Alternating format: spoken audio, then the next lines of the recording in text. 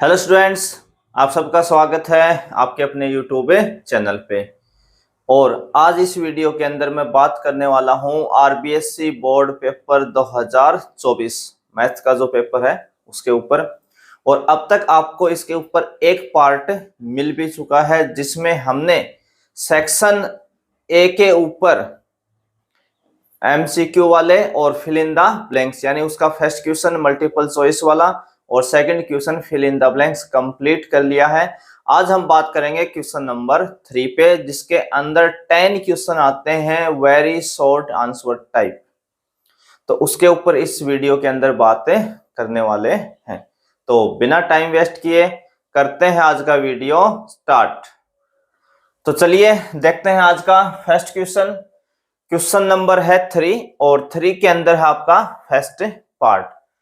तो अपना लेसन 4 से है, डिटरमिनेंट मानी सारणिक से है ये क्वेश्चन। हमें कह रहा है इसकी वैल्यू बता दो। क्या बता दो? वैल्यू। क्या दिया है डिटरमिनेंट के अंदर? cos theta minus sin theta और cos थीटा। तो ये 2/2 की डिटरमिनेंट है, हमें बस इसको ओपन करना है और इसकी वैल्यू बतानी है। तो बिल्कुल आसान है, आपको बस क्या करना है, 2/2 की ये जो डिटरमिनेंट है इसको ओपन कर देना है। तो इस cos को किससे मल्टीप्लाई करेंगे हम? cos थीटा से। पहले ऐसे ही करते हैं मल्टीप्लाई। तो cos को cos से करेंगे तो कितना हो जाएगा? ये cos स्क्वायर थीटा। इसको इससे मल्टीप्लाई करेंगे तो एक साइन अपना फॉर्मूले से आता है माइनस, पर साइन को जब आप माइनस साइन से करोगे तो माइनस साइन स्क्वायर थीटा आएगा। और एक ये नेगेटिव है तो क्या हो जाएगा? माइनस माइनस हो जाएगा प्लस, तो हो जाएगा साइन स्क्वायर थीटा। और हम सब जानते हैं कि sine square theta plus cos square theta कितना होता है? 1 होता है। तो sine square plus cos square theta कितना हो गया? यहाँ पे 1 हो गया। बस इतना ही क्वेश्चन था 1 मार्क्स के अंदर। ये सारे 1 मार्क्स के क्वेश्चन हैं। क्वेश्चन नंबर 3 के जितने भी 10 पार्ट आएंगे सारे 1 नंबर के हैं। सेक्शन ए जो है वो पूरा एक कंप्लीट 1 मार्क्स का है आपका। इसी के अंदर सेकंड जो क्वेश्चन है, क्वेश्चन आपको साथ साथ स्क्रीन पे मिल रहे हैं, आप वहां से अपना देख सकते हैं। क्वेश्चन आपका है कि find the equation of line joining 1 2 and 3 6 using determinants, यानी सारणिकों का प्रयोग करके 1 2 और 3 6 को मिलाने वाली रेखा का समीकरण ज्ञात कीजिए। कहने का मतलब है आपको एक लाइन की इक्वेशन बतानी है। किसकी इक्वेशन बतानी है? लाइन की, जिसमें आपको 2 पॉइंट गिवन है, एक तो 1 और 2 है और एक 3 और 6 है। उसके ऊपर 3 और 6, मान लो इसको हम पॉइंट ए दे दें, इसको हम बी पॉइंट दे दें। 1 2 और 3 6 कह रहा है कि इन दोनों पॉइंट्स को मिलाने वाली जो लाइन है उसकी इक्वेशन बता दो, उसका समीकरण बता दो। तो हम यहाँ स्ट्रेट लाइन वाले फॉर्मूले यूज नहीं करेंगे 11th वाले, यहाँ में डिटरमिनेंट का यूज करना है। डिटरमिनेंट का यूज करके ही बताना है। तो उस केस में अपने लेसन 4 का है ये क्वेश्चन भी। तो वहां क्या करते थे, इसी लाइन के ऊपर एक पी पॉइंट हम लेते थे जिसके कोऑर्डिनेट क्या मान लेते हैं? एक्स और वाई। तो let a point P X Y on line A B. हमने एक पॉइंट अपनी तरफ से लेट किया है P, जिसके कोऑर्डिनेट है x और y, जो इसी लाइन के ऊपर है। यानी AB लाइन, जिन दो पॉइंट से आपकी लाइन पास हो रही है उसी लाइन के ऊपर एक पॉइंट हमने P लेट किया है। अब देखिए तीनों पॉइंट एक ही लाइन के ऊपर है तो हम इनको क्या बोल सकते हैं? कोलिनियर, यानी सरेख बोल सकते हैं। तीनों पॉइंट क्या हो गए? कोलिनियर। अगर 3 पॉइंट कोलिनियर हो, एक ही लाइन के ऊपर आ रहे हो, उस केस में एरिया ऑफ ट्राइंगल 0 हो जाता है, क्योंकि ट्राइंगल बनेगी नहीं तो इसका एरिया कितना आएगा? 0 आएगा। Then area of triangle A B P equal कितना हो जाएगा? 0। Then area of triangle A B P क्या हो जाएगा? 0, क्योंकि ट्राइंगल तो बनेगी नहीं, तीनों एक ही लाइन के ऊपर है, तो एक स्ट्रेट लाइन के ऊपर है तो कोई ट्राइंगल यहाँ शेप आएगी नहीं। और जब ट्राइंगल आएगी ही नहीं तो उसका एरिया कितना हो जाएगा? 0। तो हमें फॉर्मूला तो वही यूज लेना है, एरिया ऑफ ट्राइंगल वाला ही, बस आपको थोड़ा सा ये दिखा देना है, नहीं आप डायरेक्ट भी जा सकते हैं। तो एरिया ऑफ ट्राइंगल कितना होता है? फॉर्मूला हमारा क्या फॉर्मूला लिखा था? 1/2 x1 y1 1 x2 y2 1 x3 y3 1। और इक्वल क्या रहेगा इसके 0। एरिया ऑफ ट्राइंगल क्या हो जाएगा 0। अब ये x1 y1 x2 y2 x3 y3 कहां से आएंगे, ये पॉइंट रहे, आप इसको हम x1 y1 मान लें, इसको x2 y2 मान लें, इसको x3 y3, वैसे कैसे भी रख दें कोई फर्क नहीं पड़ने वाला है। ये 2 उधर जाएगा 0 से मल्टीप्लाई होके तो 0 ही हो जाएगा भाई, तो 2 को मैं हटा रहा हूं, उधर 0 से क्रॉस मल्टीप्लाई करेंगे तो 0। तो यहाँ x1 y1 की जगह मैं ले रहा हूं x और y, एक पॉइंट ये हो गया हमारा, ये 1 आपका फिक्स है। x2 y2 इसको ले रहा हूं a पॉइंट को 1 और 2। x3 y3 कौन सा ले रहे हैं b पॉइंट 3 और 6 और इक्वल कितना आपका 0।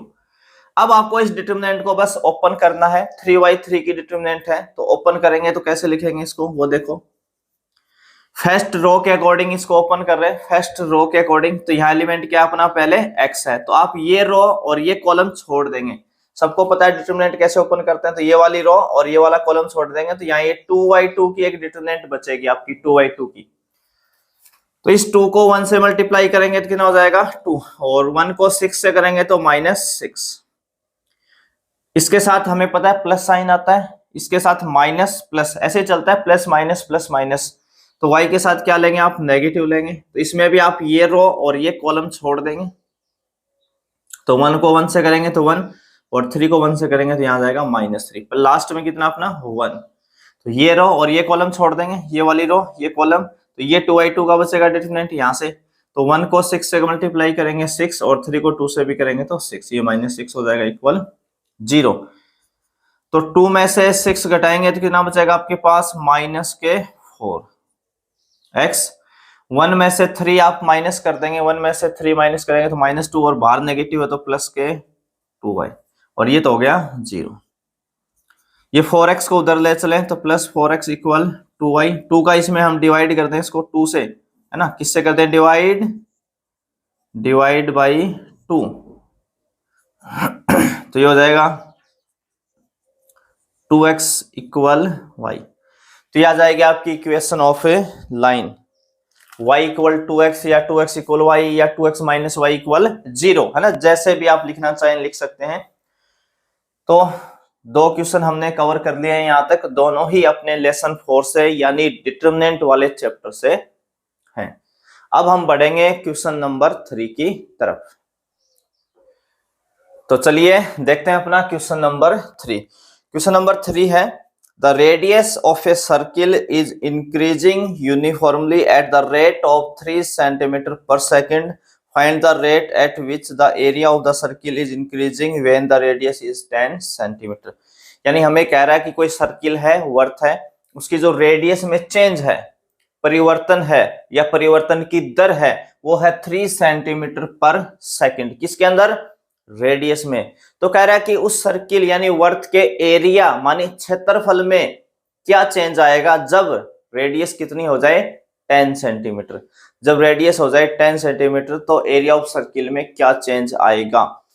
तो देखो जब भी इस अपना ये लेसन है 6.1 एक्सरसाइज जो है रेट ऑफ चेंज के ऊपर है पूरी की पूरी, हमें जो भी ऐसी क्वेश्चन देता है जिसमें 3 सेंटीमीटर पर सेकंड, ऐसा जिसमें भी ये यूनिट आती है मीटर पर सेकंड, सेंटीमीटर पर सेकंड, तो वो रेट ऑफ चेंज दे रहा है वहां पे, और सेंटीमीटर पर सेकंड लगा रहा है, एस लिख रहा है, इसका मतलब सेकंड यानी टाइम की बात कर रहा है, तो आप टी के रेस्पेक्ट में डिफरेंशिएशन करेंगे। तो यानी हमें क्या गिवन है, D r upon D T, radius में चेंज दे रहा है, टाइम के रेस्पेक्ट में दे रहा है, वो यहां से पता चलेगा आपको यूनिट से, जो भी यूनिट लगा रखी है वैल्यू के साथ। और कब मांग रहा है, जब रेडियस कितनी हो जाए 10 सेंटीमीटर। तो ये सब चीजें हमें गिवन है क्वेश्चन के अंदर। अब हमसे क्या मांगना चाह रहा है, हमसे क्या पूछना चाह रहा है, किसमें चेंज की बात कर रहा है, एरिया में। तो आप लिखेंगे एरिया ऑफ सर्किल यानी वर्त का क्षेत्रफल,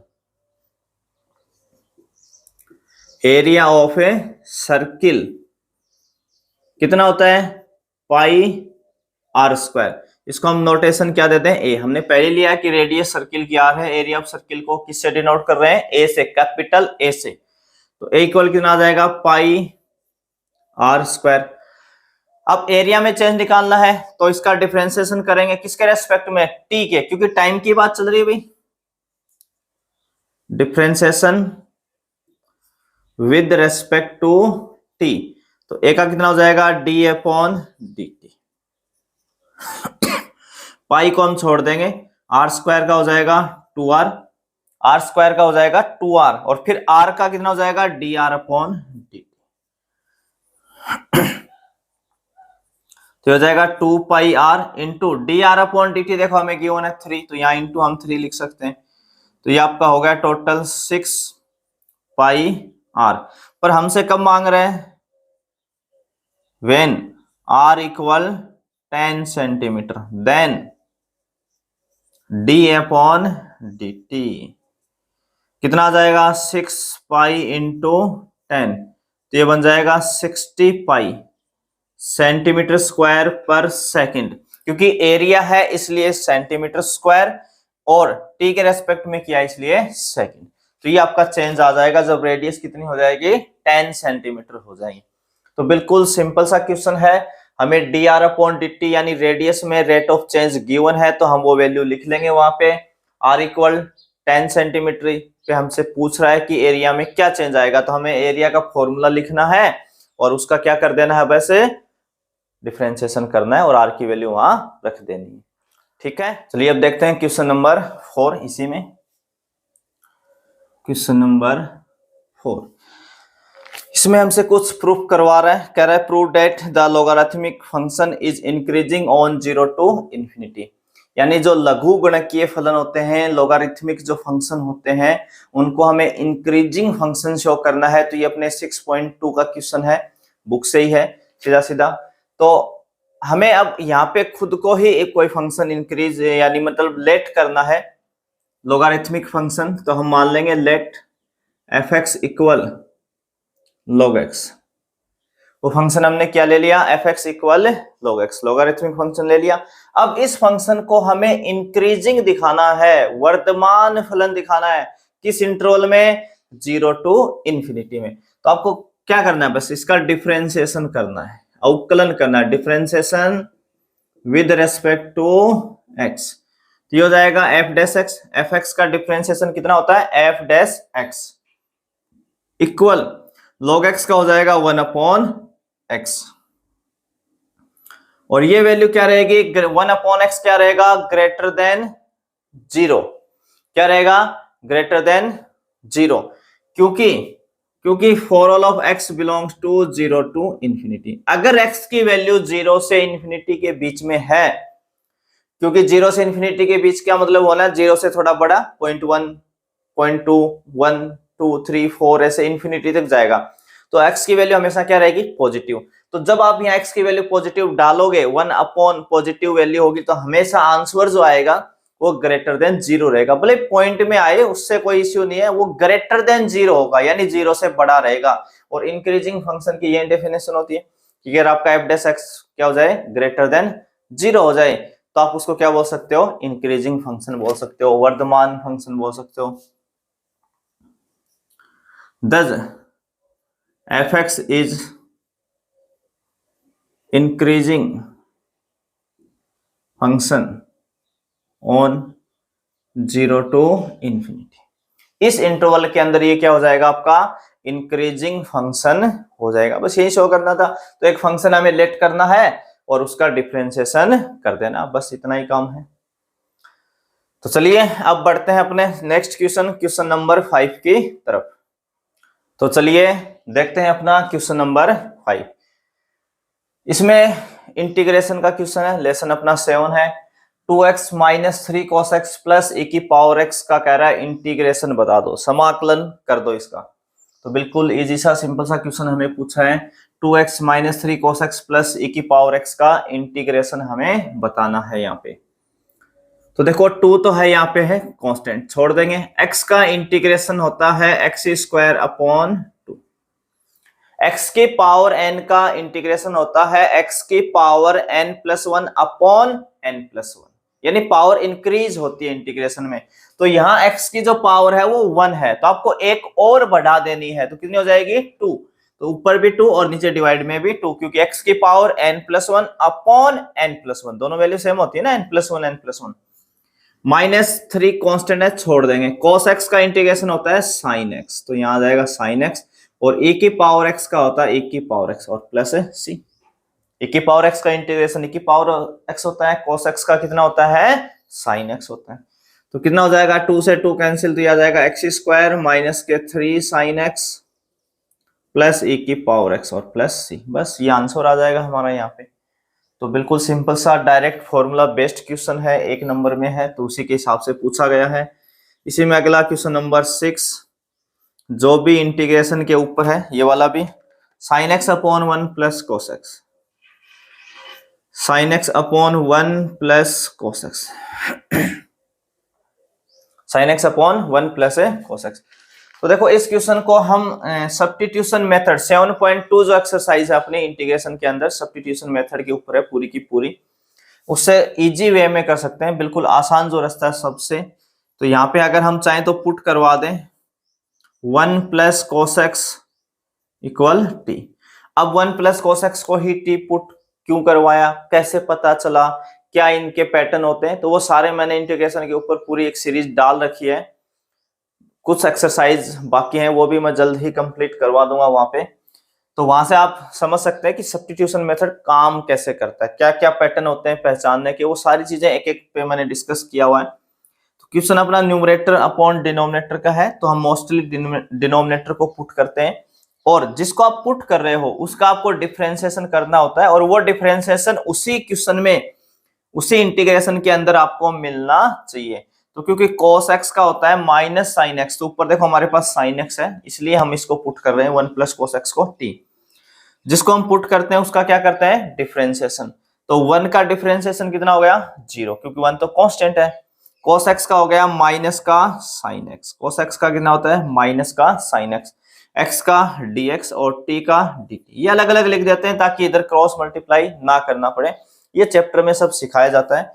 अब देखो इसके पास तो सर यहाँ नेगेटिव है ही नहीं, sin x dx है, यहाँ माइनस sin x है, तो हम हमेशा नेगेटिव को किधर लेके जाते हैं dt की तरफ, तो ये हो गया sin x dx equal minus dt उधर भेज देंगे, बस इतना ही है।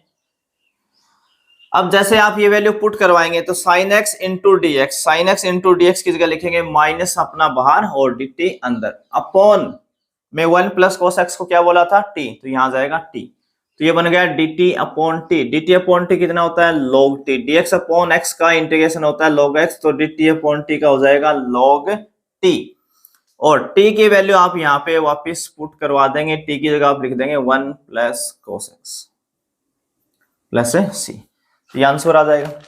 तो ये तो था अपना फर्स्ट मेथड कि हम 1 प्लस cos x को t पुट कर लें। और भी पैटर्न है, आप यहाँ पे सेकंड मेथड क्या है, sin x की जगह 2 sin x y 2 cos x y 2 लिख सकते हो, 1 प्लस cos x की जगह 2 cos square x y 2 लिख सकते हो, कैंसिल करवा के आगे इंटीग्रेशन हो जाएगा। दूसरा 1 माइनस cos x से इसको हम मल्टीप्लाई डिवाइड करके भी कर सकते हैं, उसमें भी कोई दिक्कत नहीं है। तो 3 मेथड से हम किस क्वेश्चन को, हाँ तीनों का आंसर अलग अलग होगा, उसमें भी कोई दिक्कत नहीं है। तो अपना हो गया 7 नंबर पार्ट, ये 9 के चैप्टर से है, यूनिट 9.2। हमें इसमें वेरीफाई करना है कि y इक्वल e की पावर x प्लस 1 जो फंक्शन है वो डिफरेंशियल इक्वेशन का एक सॉल्यूशन है। तो हमें क्या गिवन है, y इक्वल e की पावर x प्लस 1, और हमें क्या प्रूफ करना है कि y double dash minus y dash equal 0। अब ये y डबल डैश का मतलब क्या होता है 2 बार डिफरेंशिएशन, और y डैश का मतलब 1 बार डिफरेंशिएशन। तो ये अपनी इक्वेशन फर्स्ट दे दें, इसका आप डिफरेंशिएशन कर देंगे विद रिस्पेक्ट टू x, तो y का कितना हो जाएगा y डैश, या तो आप dy अपॉन dx लिख लें, y का x के रेस्पेक्ट में डिफरेंशिएशन क्या होता है dy अपॉन dx, और उसका दूसरा नोटेशन क्या होता है y डैश, e की पावर x का कितना होता है e की पावर x। फिर इसका एक बार और कर देंगे, अगेन डिफरेंशिएशन कर देंगे इसका x के रेस्पेक्ट में, तो y डैश का हो जाएगा y डबल डैश, और e की पावर x का क्या होना है e की पावर x ही रहना है। हमारा जो प्रूफ मांग रहा है उसमें LHS साइड कितनी है y double dash minus y dash, तो y डबल डैश की वैल्यू कितनी आई e की power x, minus y dash कितना आया e की पावर x, e की पावर x में से e की पावर x माइनस करेंगे तो कितना आ जाएगा 0, तो कौन सी साइड आ जाएगी अपनी RHS, कौन सी आ जाएगी RHS। तो यही हमसे प्रूफ मांग रहा था। तो हमें क्या कहना चाह रहा था कि ये जो इक्वेशन है क्या ये इसका एक सॉल्यूशन है, डिफरेंशियल इक्वेशन का क्या सॉल्यूशन है? बिल्कुल है, हमने प्रूफ कर दिया LHS इक्वल RHS। तो कुछ नहीं करना था, 2 बार डिफरेंशिएशन, एक बार करें फिर 2 बार करें, दोनों को LHS साइड में रख दें, आपका आंसर मैच यहाँ पे हो जाएगा। ये था अपना क्वेश्चन नंबर 7। और अब बढ़ते हैं क्वेश्चन नंबर 8 की तरफ। देखते हैं क्वेश्चन नंबर 8। क्वेश्चन नंबर 8 में क्या कह रहा है आपको, find the position vector of the mid point of the vector joining the point P and Q। P and Q point को मिलाने वाली जो लाइन है, या P और Q पॉइंट का मिड पॉइंट बताना है। क्या बताना है? मिड पॉइंट, और वो भी उसका पोजीशन वेक्टर। पोजीशन वेक्टर यानी स्थिति सदिश, उसका मतलब क्या हुआ, आपको वेक्टर फॉर्म में लिखना है बस उसको। तो हम कोऑर्डिनेट ज्योमेट्री के अंदर क्या करते थे, सीधा सीधा अगर किसी भी 2 पॉइंट हमें गिवन है तो उसका मिड पॉइंट कैसे निकालते थे, x1 + x2/2, y1 + y2/2, z1 + z2/2। तो यहाँ हमें वो वेक्टर की फॉर्म में लिखना है। हमें क्या बताना है, position vector.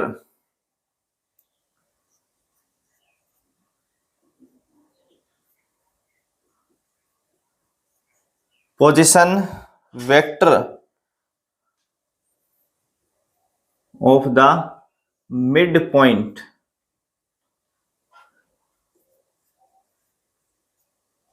Position vector of the mid point of P and Q, इनका बताना, P एंड Q का। तो फॉर्मूला कितना हो जाएगा, OP vector plus OQ vector upon 2। हम काम वही कर रहे हैं x1 + x2 पर वेक्टर फॉर्म में कर रहे हैं बस, तो इसलिए हमने OP vector plus OQ vector, यानी इनको वेक्टर फॉर्म में हम लिख लेंगे, पोजीशन वेक्टर बना लेंगे। P का क्या बना लेंगे, पोजीशन वेक्टर, तो OP नोटेशन लिख सकते हैं, Q का पोजीशन वेक्टर OQ हो जाएगा। अब ये जो पॉइंट है इनको हमें वेक्टर फॉर्म में लिखना है, तो क्या करना होता है, बस 2i कैप j कैप और k कैप लगा देते हैं। तो 2 3 4 को हम कैसे लिखेंगे, 2i कैप प्लस 3j और plus 4k cap plus OQ कितना है, 4i cap plus j cap और माइनस के 2k कैप अपॉन कितना आ जाएगा 2। तो 2i प्लस 4i जुड़ के हो जाएंगे अपने 6i cap, 3j plus 1j हो जाएगा 4j cap, 4k cap minus 2 तो प्लस के 2k कैप। बस ऐड करना है और 2 का क्या कर देंगे, डिवाइड करेंगे तो कितना आ जाएगा, ये 3i कैप प्लस 2j और प्लस k कैप। तो ये हमारा जो मिड पॉइंट आएगा उसका पोजीशन वेक्टर है। P और Q पॉइंट का जो मिड पॉइंट होगा उसका पोजीशन वेक्टर ये आ जाएगा, ठीक है। तो position vector of the mid point of P and Q का ये पोजीशन वेक्टर हो जाएगा। तो बिल्कुल सिंपल सा, आपको दोनों वेक्टर को ऐड करके वेक्टर फॉर्म में लिख के ऐड करके 2 का डिवाइड करना और कुछ नहीं करना है क्वेश्चन के अंदर। इसमें 9 नंबर जो पार्ट है इसमें हमें गिवन है, एक तो वेक्टर A गिवन है 2i plus 3j plus 2k, और इसी में एक वेक्टर B गिवन है i कैप प्लस 2j और प्लस k कैप। तो हमें प्रोजेक्शन बताना है, A का B के ऊपर क्या बताना है, प्रोजेक्शन ऑफ, क्या बताना हमें यहाँ पे, बस projection of A vector on B vector. तो क्या फॉर्मूला होता है प्रोजेक्शन का, अगर A का B पे निकालना हो तो A डॉट B, न्यूमरेटर आपको पता है फिक्स रहता है, A dot B upon B का मैग्नीट्यूड, नीचे वो वेक्टर आता है, डिनोमिनेटर के अंदर वो वेक्टर आता है जिसके ऊपर आपको प्रोजेक्शन निकालना है। तो आज के दिन B पे निकालना है, तो B नीचे आएगा, B का मैग्नीट्यूड। तो A डॉट का मतलब क्या होता है, डॉट प्रोडक्ट, स्केलर प्रोडक्ट, अदिश गुणनफल। तो हमें दोनों वेक्टर का ऊपर क्या लिखना है, डॉट प्रोडक्ट लिखना है, A डॉट B। एक स्टेप आप बढ़ाना चाहें तो बढ़ा सकते हैं, 2i plus 3j plus 2k, dot B लिख देंगे i plus 2j plus k, और नीचे डिनोमिनेटर में हमें क्या निकालना है, B का मैग्नीट्यूड। तो मैग्नीट्यूड कैसे निकालते हैं, किसी भी वेक्टर का मैग्नीट्यूड कैसे निकालते हैं, रूट के अंदर उसके i कैप j कैप और k कैप के जो कोफिशिएंट होते हैं उनको स्क्वायर करके ऐड करके निकालते हैं। तो यहाँ B का मैग्नीट्यूड ये, तो i कैप का कोफिशिएंट है 1 का स्क्वायर 1 प्लस j का कोफिशिएंट है 2 का स्क्वायर 4, k का है 1 तो 1 का स्क्वायर 1। ऊपर इन दोनों का डॉट प्रोडक्ट करना है तो आई का आई के साथ कितना आ जाएगा 2, आई डॉट आई 1 होता है, जे डॉट जे 1 होता है और के डॉट के 1 होता है। तो आई का आई के साथ करेंगे तो कितना आ जाएगा 2 प्लस जे का जे के साथ तो 3 इंटू 2 कितना हो जाएगा 6 और के का 2 इंटू 1 यानी 2 अपॉन ये हो गया √6। तो ये बन गया आपका 10 अपॉन √6। ये आपका क्या जाएगा प्रोजेक्शन। तो बस आपको फॉर्मूला याद होना चाहिए, आपको डॉट प्रोडक्ट और मैग्नीट्यूड आना चाहिए, क्वेश्चन में फिर कुछ भी नहीं है। और 10 इस सेक्शन ए का क्वेश्चन नंबर 3 का लास्ट पार्ट है, ये लास्ट क्वेश्चन है 10 नंबर। हमें यहाँ पे गिवन है कोई value 3 into a vector minus 5 into b vector dot 2a plus 7b 2a plus 7b vector. बस इनका हमें डॉट प्रोडक्ट बताना और कुछ भी नहीं करना क्वेश्चन के अंदर, सिंपली इनको डॉट प्रोडक्ट करना है। तो हम कभी भी डॉट प्रोडक्ट करें तो हमें वेक्टर के बीच में होता है। डॉट प्रोडक्ट किन के बीच में होता है? वेक्टर के बीच में होता है। तो यहाँ पे ए वेक्टर है, यहाँ पे ए वेक्टर है, तो इनके बीच में होगा। तो इनके साथ जो ये कांस्टेंट नंबर आते हैं इनटू में, इनका तो सिंपल हमें मल्टीप्लाई करना जैसे हम नंबरों का करते हैं। तो 3 को 2 से करेंगे तो कितना हो जाएगा 6, पर हम डॉट प्रोडक्ट किन के बीच में लेंगे? वेक्टरों के बीच में। तो ए का ए के साथ करेंगे तो क्या लिखेंगे ए डॉट ए। फिर 3a को 7b से करेंगे तो 3 को 7 से करेंगे तो प्लस 21, ये तो 21 हो जाएगा आपका। और a को b से करेंगे तो क्या लिखेंगे ए डॉट b। ठीक है, ऐसे ही -5b को 2a से करेंगे तो -5 को 2 से करेंगे तो माइनस का हो जाएगा 10, ये हो जाएगा b डॉट a। और -5 को 7 से करेंगे तो माइनस के 35 b डॉट b। अब सबको पता है a डॉट a का मीनिंग क्या होता है? a डॉट a का मतलब होता है a के मैग्नीट्यूड का स्क्वायर। ये 21 a डॉट b है और ये b डॉट a है माइनस का 10 b डॉट a। तो b डॉट a और a डॉट b एक ही बात होती है। जो आपका स्केलर प्रोडक्ट होता है, जो डॉट प्रोडक्ट होता है, जो अदिश गुणनफल होता है, वो क्रम विनिमय यानी कम्यूटेटिव प्रॉपर्टी को फॉलो करता है। यानी a डॉट b इक्वल कितना होता है? b डॉट a, एक ही बात है।